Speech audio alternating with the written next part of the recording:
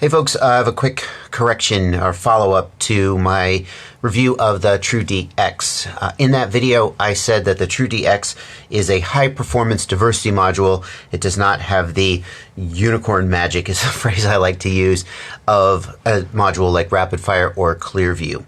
That is not strictly correct. When I said it doesn't have the unicorn magic, I meant to be speaking more about my perception of its overall performance. However, in terms of technology, that is not true. So here's the deal. We don't know 100% what Rapidfire and Clearview do internally. There's some things that those companies hold close to their chest and don't reveal. But in general, two technologies that we do know that they use to make their unicorn magic is sync pulse reconstruction and frame splicing. Sync pulse reconstruction means that so the video signal has sync pulses that say when a new frame is beginning. And if the sync pulse is corrupted, then even when the rest of the frame is intact, the signal will, the video will like roll and you'll get bad video. So what sync pulse reconstruction means is that the module will lock onto the sync pulses, and when a sync pulse is corrupted, the module will generate its own sync pulse, which allows the rest of the frame to be displayed without screen rolling.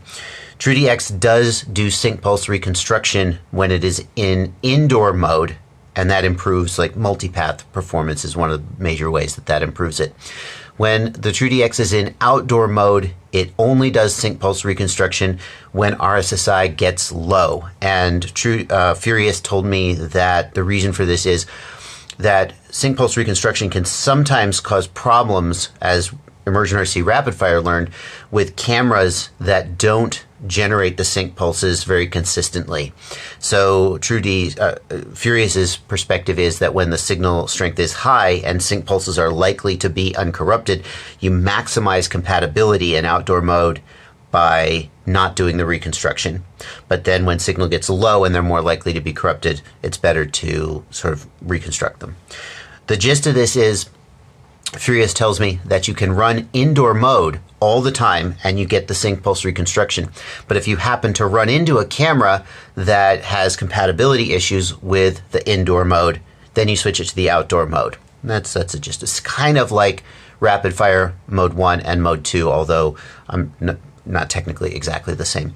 The other thing is frame splicing, where you, instead of switching back and forth between the cameras, you take the good parts of each frame and you put them together into one good frame. Furious tells me that the TrueDX does do frame splicing, but that they hope to make it better than it is in future firmware updates. So that's all I'm going to say about that. You can decide for yourself, based on what you see in the videos, how you think the performance of the module holds up. When I said it didn't have the unicorn magic, I meant to be speaking about my impression, like of the way that it puts the video on the goggles. I didn't mean to misrepresent what it's actually doing. Because TrueDX does do sync pulse reconstruction, it's not really fair to just say it's just a high performance diversity module. Well, then frames, anyway, there you go. I wanted to set that straight.